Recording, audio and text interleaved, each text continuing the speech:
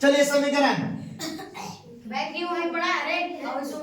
समीकरण डी बाबू आपका समीकरण दे देगा। मानते हैं कि x प्लस वाई बराबर आपको दे दिया 18 और दूसरा दे देगा x माइनस वाई बराबर आपको दे दिया 6। इसको मान ले समीकरण नंबर, इसको समीकरण नंबर कोई दिक्कत है?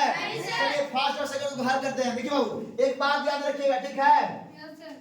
प्लस कॉमा प्लस क्या बनेगा बाबू? प्लस कॉमा माइनस क्या बनेगा? चलिए ध्यान दीजिए, यहाँ पे गुना कर लेते हैं, कॉमा नहीं, चलिए ठीक है। और ये प्लस गुना माइनस क्या बनेगा? और माइनस गुना माइनस क्या बनेगा? दो को प्लस और दो को माइनस। कोई दिक्कत है? चलिए एक बात याद रखिएगा, जब ये बराबर है बीच में कुछ है, अगर ई पट्टी प्लस तो ई पट्टी प्लस रहेगा तो ई पट्टी जाएगा तब, अगर ई पट्टी माइनस रहेगा ई पट्टी जाएगा। चलिए ई पट्टी भागा तो ई पट्टी गुना तो ई पट्टी, याद है ना जी? अगर ई पट्टी स्क्वायर तो ई पट्टी रूट, अगर ई पट्टी रूट तो ई पट्टी। दिक्कत है? चलिए बात को एकदम याद रखिएगा, ठीक है? चलिए एक बात और रखिएगा, एक होता है चर, एक होता है अचर। कोई दिक्कत है जी? चर कहे का मतलब है कौन होता है, अचर में कौन होता है कि नहीं है? तो चर किसे कहेंगे? चर के मतलब ABCD के सभी अक्षर को चर कहेंगे। अचर किसे कहेंगे?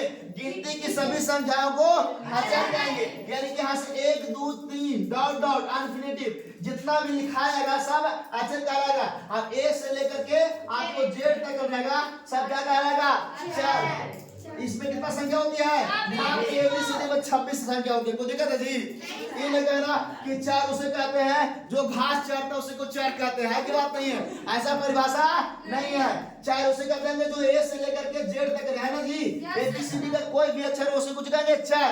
और अचर किसे कहेंगे? यानी गिनती की सभी संख्याओं को अचर कहेंगे। समझ में आ गया जी? तुम्हें बहुत परेशानी में था, है कि नहीं है? चलिए तो हम लोग समीकरण हल करेंगे, ठीक है? चलिए ये समीकरण इतना का काम चलेगा? चल पूरा लिख देते हैं। समीकरण फर्स्ट एंड मैंने और होता है, ठीक है? सेकंड को जोड़ने पर, कुछ करना बाबू? जोड़ने पर। तो चलिए पहला समीकरण क्या दिया था? x प्लस वाई बराबर कितना है? 18।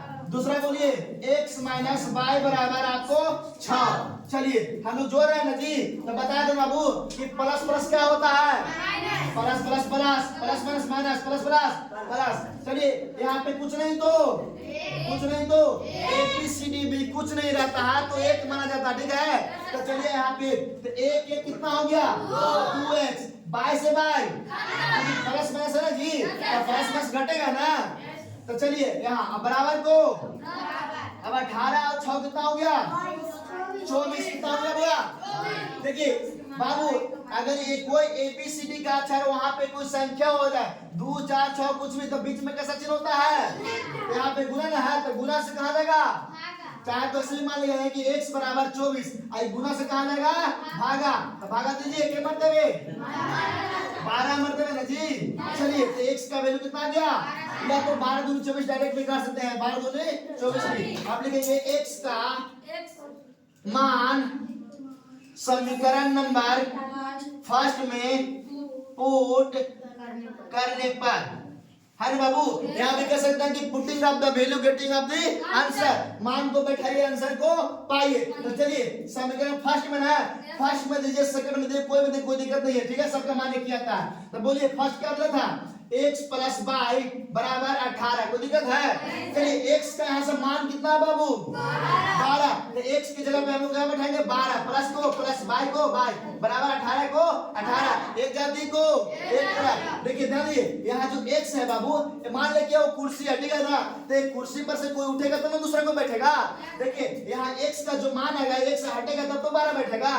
तो जो x का मान है तो वहां बैठा देना x का मान 12 प्लस के प्लस बाई के बाई और बराबर को बराबर। ई जाति दोनों है ना, क्योंकि ABCD इसमें भी नहीं है, ABCD इसमें भी नहीं है, की बात नहीं है? ये दोनों को क्या है? अचर है। तो लिखेंगे कि बाई बराबर 18, ई पट्टी प्लस तो ई पट्टी माइनस कितना? 12।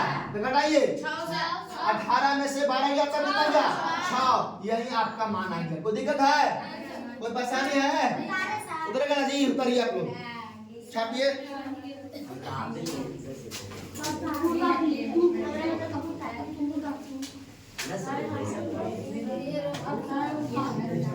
ऊपर हो गई है भाई यार।